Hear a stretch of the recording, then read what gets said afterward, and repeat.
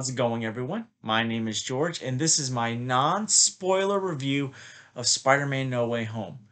That's right, I finally saw Spider-Man No Way Home. I was actually gonna wait until tomorrow to go see it, but then when an opportunity came to watch it last night on opening night and I was able to get a decent seat, I took it, I saw it, and that means I can give you guys my review early. This time around, I'm going to do two different reviews. I'm going to do a non spoiler review, which is this one, and I'll do one where I go into spoilers later this weekend. I'm doing this out of respect to people who haven't seen the movie yet, because I know I have some friends who are telling me wait until they go see the movie to talk spoilers and stuff. So I'm doing it out of respect to them, out of respect to all of you who follow this channel, who watch this channel that haven't seen the movie yet. So, Spider-Man No Way Home was my most anticipated movie for over a year. There's been a lot of mystery surrounding this film, a lot of speculation, especially when Jamie Foxx was announced to return as Electro back in October of 2020. Benedict Cumberbatch was casted around the same time as well as Doctor Strange.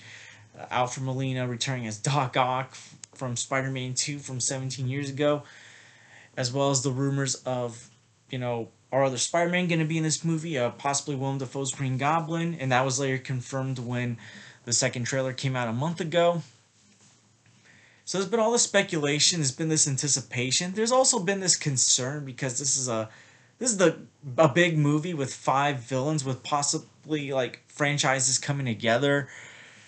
And we know what happens when Spider-Man movies try to go too big. Spider-Man 3, Amazing Spider-Man 2. And yes, I do like Spider-Man 3, but it could have been a lot better had they not done certain stuff. And Amazing Spider-Man 2 had good emotional moments, but ultimately wasn't a good movie in my opinion. Maybe I gotta go back and re-examine it, but so far, like, it just doesn't hold up as much.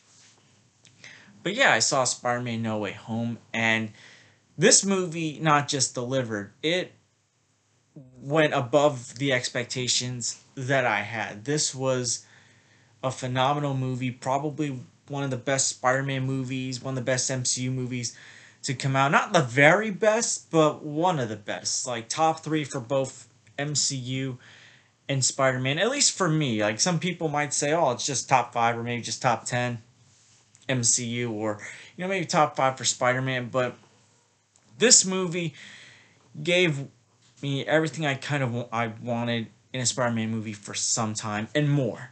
Like more than I was expecting. Like we obviously got to manage expectations, especially after what happened with WandaVision.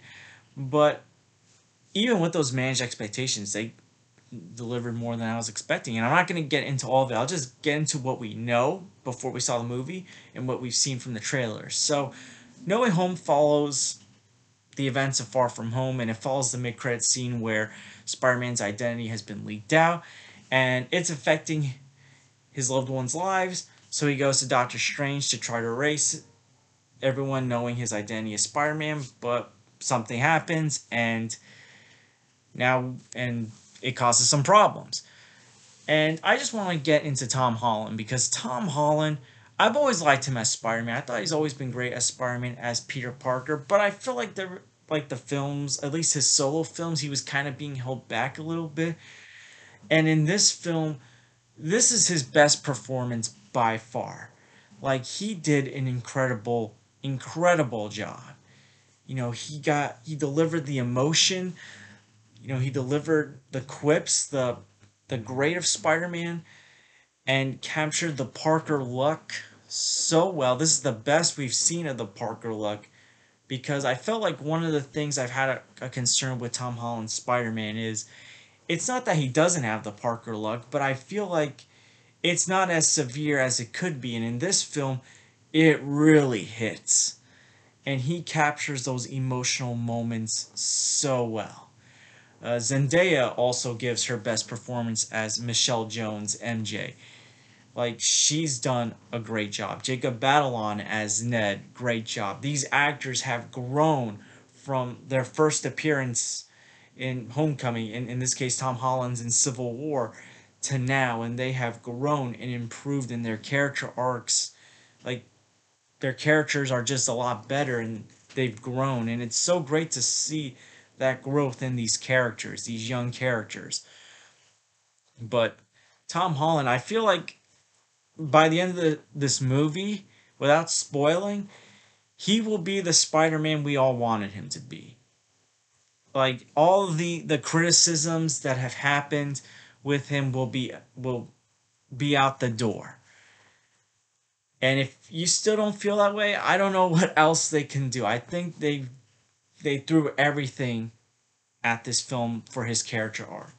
Now, I'm just going to get to the villains because it's hard to get into everything. I'm just going to get into the villains, the action, the special effects, and the tone. So, the villains. So, we basically know the villains in this movie. Willem Dafoe returns as Green Goblin, Alfred Molina as Doc Ock, Jamie Foxx as Electro, and I want to get to Jamie Foxx first, the first one that started all this crazy multiverse theories. And this was a redemption movie for him. He did a great job in this movie. He took full advantage of that second chance. I think he did a lot more for Electro in this film than he was able to do in Amazing Spider-Man 2. A much better design, much better performance. Alfred Molina as Doc Ock, once again, incredible. He has not missed a step in the 17 years since he last played Doc Ock in Spider-Man 2. I love the character arc that Doc Ock goes through in this film, the respect to his backstory, but really the performance that of the villains that really delivered. And this one is from like almost 20 years ago.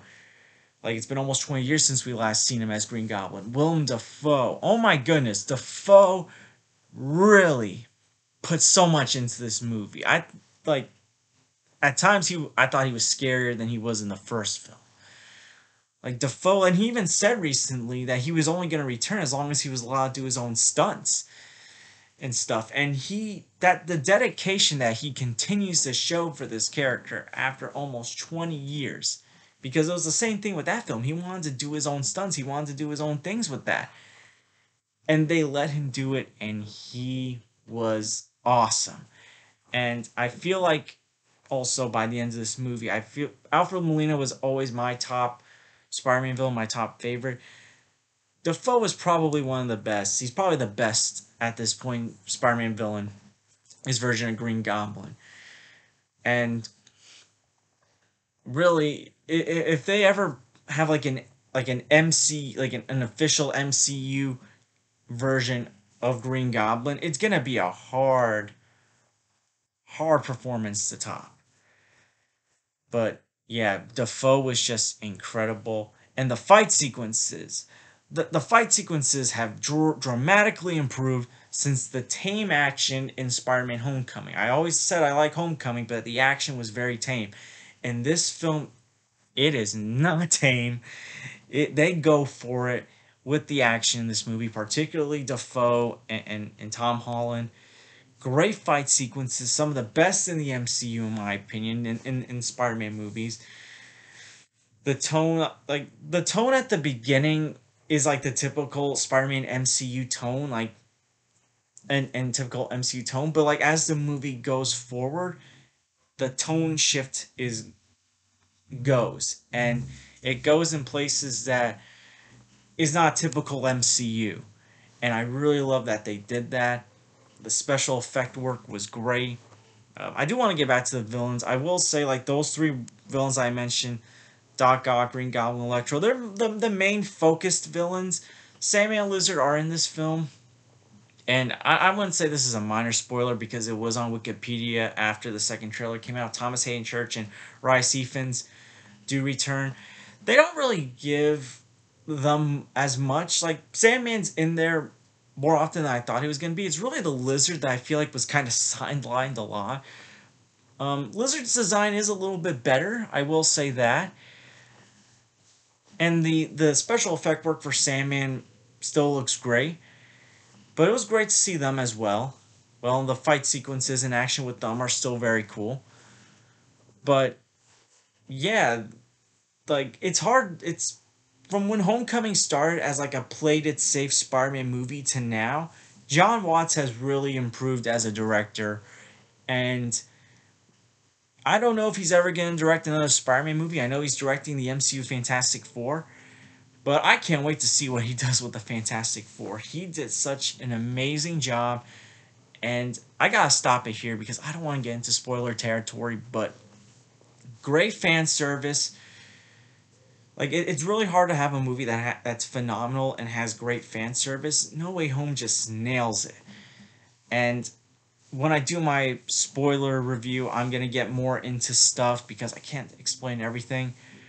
But based on what I said, great performances, great shift in tone, great action, great villains, great special effects, a great story, and just a great movie. This is definitely one of the best Spider-Man movies ever made. I can't say if it's the best. It's in my top three, as well as one of my top three favorite Spider-Man movies. And same thing with the MCU. But yeah, this was incredible. And Tom Holland and Willem Dafoe gave some of the best performances in a comic book movie that I've seen in a long time. So major props to them. And I'm gonna give Spider-Man No Way Home an A+.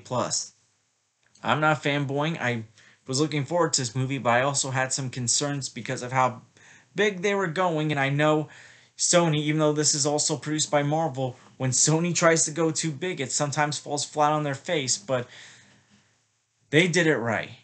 And I'm going to share more when I do my spoiler review because I do have some things I want to address. But go see this movie. It's worth seeing in theaters. Go check it out. It's an amazing movie. It's definitely the best of post Endgame by far.